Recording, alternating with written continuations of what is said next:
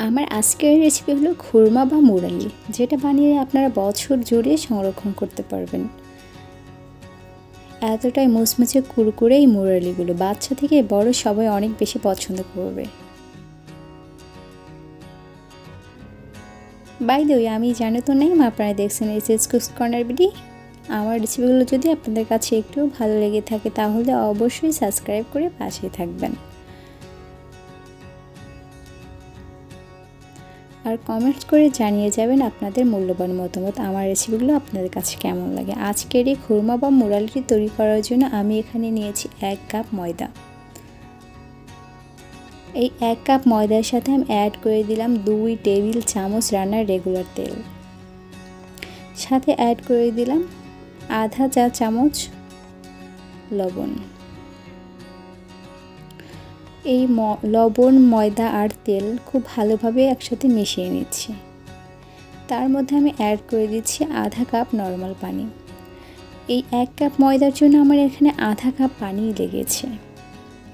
এখন হাত দিয়ে খুব ভালোভাবে এটা মাখিয়ে একটা রুটির খামির তৈরি করে নিব। নর্মাল রুটি বানাই যেভাবে, রুটি বা পরোটা আমরা যেভাবে বানিয়ে থাকি, ঠিক সেই রকম আমরা খামিরটা তৈরি করে নিব। এখানে কিন্তু বলে বোঝানোর কিছুই নেই। যারা আমরা গৃহিণী বা যারা রান্না করতে পছন্দ করি তারা দেখলেই জাস্ট বুঝতে পারবে। এই খামির থেকে কিছু অল্প পরিমাণ নিয়ে বা এখান থেকে আমি 3 ভাগের 1 ভাগ পরিমাণ নিয়েছি, সেটা নিয়ে একটা রুটি বানিয়ে নেব। একটু মোটা সাইজের রুটি বানিয়ে নিতে হবে।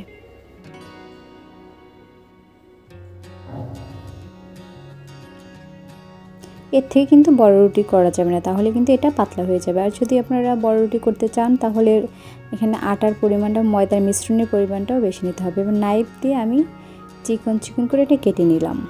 দেখে নিশ্চয়ই বুঝতে পারছেন এর পুরুত্বটা কতটুকু। একটু মোটা করেই কিন্তু এই খুরমাটা বানিয়ে নিতে হবে, না হলে কিন্তু ভেঙে যাবে। এখন চুলায় কড়াই বসিয়ে তাতে দিয়ে দিলাম রান্নার রেগুলার তেল। যতটুকু আমার প্রয়োজন আমি ততটুকু তেল দিয়ে নিয়েছি।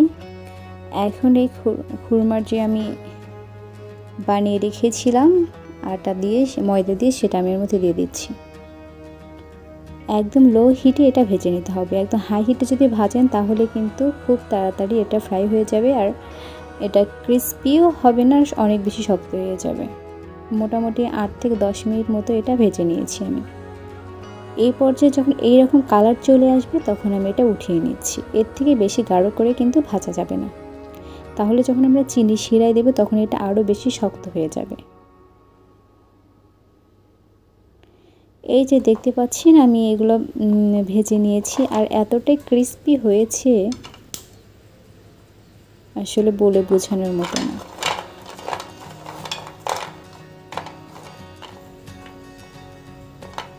এখন চুলে একটা প্যান বসিয়ে দিয়েছি, তাতে দিয়ে দিলাম 1 কাপ চিনি। 1 কাপ চিনির জন্য আমি এখানে পানি ব্যবহার করেছি 1/3 কাপ। 1 কাপ চিনির জন্য 1/3 কাপ পানি যথেষ্ট। এর বেশি পানি দিলে তাহলে অনেক বেশিক্ষণ সময় ধরে এই চিনি শিরাটা জাল করে নিতে হবে। এই জন্য পানির পরিমাণটা যতটা কম দেওয়া যায় ঠিক চেষ্টা করবেন ততটা কম দিতে। এখন এটা জাল করে বলক তোলার পরেও আরও 5 থেকে 6 মিনিট জাল করে নিব।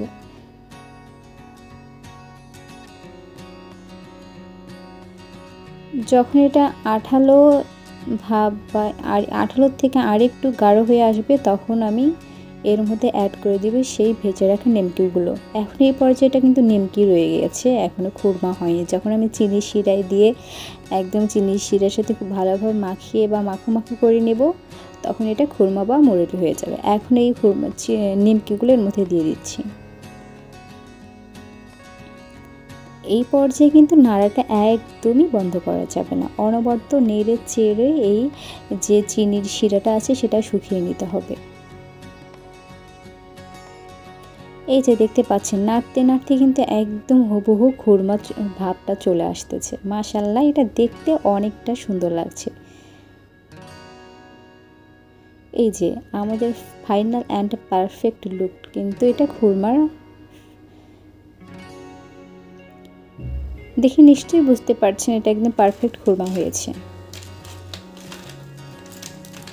আপনারা যদি এটা বাসায় বানান, এই নিয়ম আমি যে টিপস অ্যান্ড ট্রিক্স এখানে দিয়েছি, যে পরিমাণ উপকরণ ব্যবহার করছি, আপনারা যদি সেই পরিমাণ সেই সব কিছু ঠিক রেখে বাসায় বানান, আশা করছি আপনাদের এই কোরমাটাও অনেক বেশি ক্রিস্পি অ্যান্ড পারফেক্ট হবে।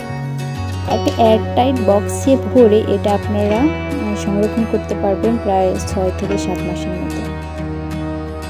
এটা কিছুই হবে না।